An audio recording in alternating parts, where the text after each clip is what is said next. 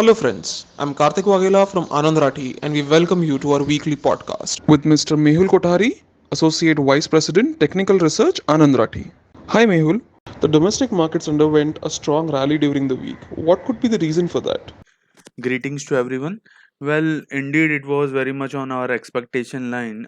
We were constantly bullish on our markets. We have been mentioning that unless and until 14,300 is not taken out on closing basis on Nifty, then we could head towards our all-time high.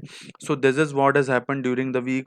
If you talk about the triggers, then I guess absence of any negative triggers is what have led the markets on the higher side, because during the week there has been no major negative triggers earlier.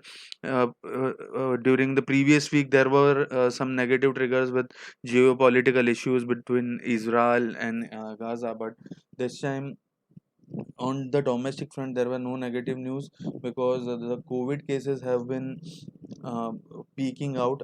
This is what the current data suggests.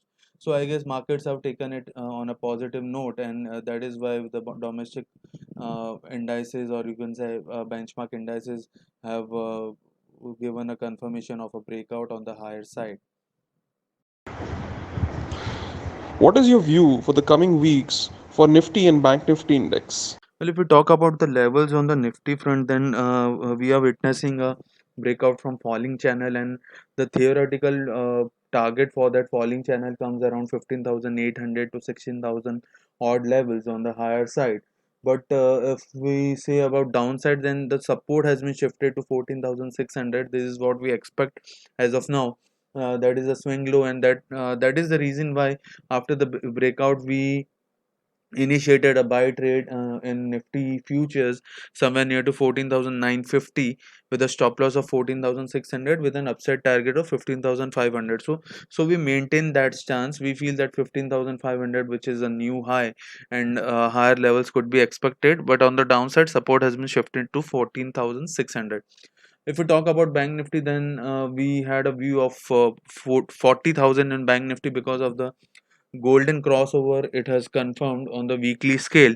So we maintain that stance. Now Bank Nifty is trading somewhere above 34,000.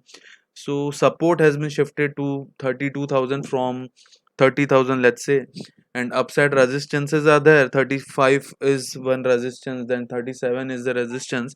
But overall we feel that if we look at a time frame of a couple of months, then 40,000 could be achievable on Bank Nifty also. Any specific sector or stocks which you are looking at? So far as the sectors are concerned, then we have been quite bullish or vocal about Bank Nifty, that is banking sector and NBFC sector. So we have been constantly recommending stocks with regards to those sectors. PSU banks, we are very much bullish, and we have covered almost all the major PSU banks. If you say, that is SBI, Can Bank, Bank of Baroda, and PNB.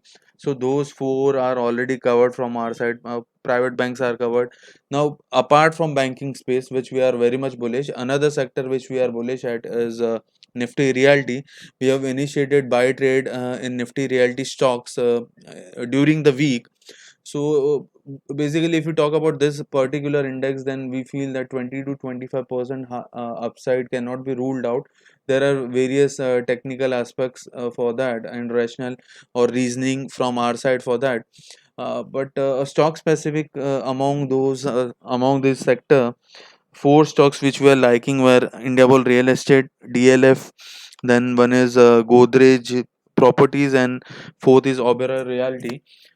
All these four stocks we have covered under our product called Tech Edge, and IB Real among that has outperformed. It has almost rallied 14 to 15% from the price of our initiation, but we maintain our stance for the other three stocks also, and we expect 15 to 20% upside in this entire sector, if you say in the time frame of around couple of months, you could say. So thank you very much, everyone.